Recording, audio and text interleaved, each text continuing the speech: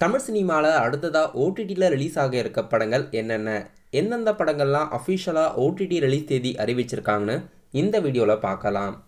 நடிகர் நானியோட நடிப்பில் அடுத்த படம் ஹாய் நானா.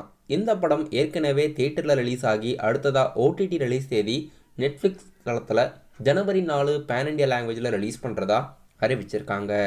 இந்த படம் ஜனவரி 4 நெட்ஃப்ளிக்ஸில் ஓடிடியில் ரிலீஸ் ஆகுது.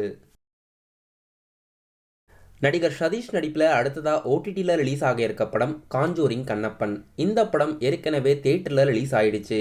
இப்போது இந்த படம் ஜனவரி 5 நெட்ஃப்ளிக்ஸ் ஓடிடி தளத்தில் மல்டி லாங்குவேஜில் ஓடிடியில் ரிலீஸ் பண்ணுறதா அறிவிச்சிருக்காங்க.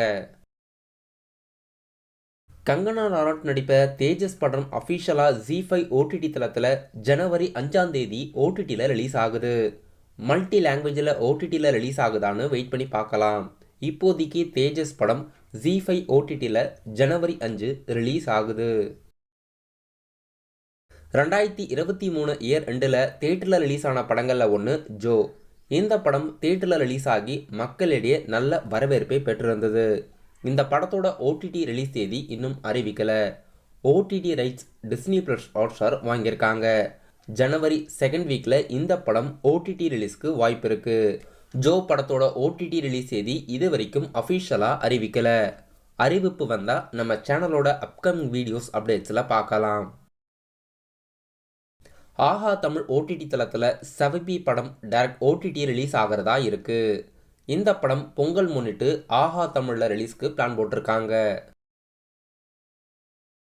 ஃபைட் கிளப் படம் பொங்கல் முன்னிட்டு ஓடிடி ரிலீஸ்க்கு பிளான் போட்டிருக்காங்க. பொங்கல் முன்னிட்டு டிஸ்னி ப்ளஸ் ஹாட்ஸ்டாரில் ரிலீஸ் பண்ணுவாங்க.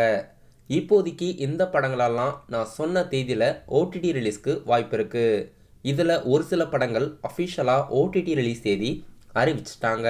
நான் சொன்ன படங்களை தவிர்த்து வேற எதனா புது படங்கள் ஓடிடி ரிலீஸ் தேதி அறிவிச்சாங்கன்னா நம்ம சேனலோட டெய்லி வீடியோஸ் அப்டேட்ஸில் பார்க்கலாம்.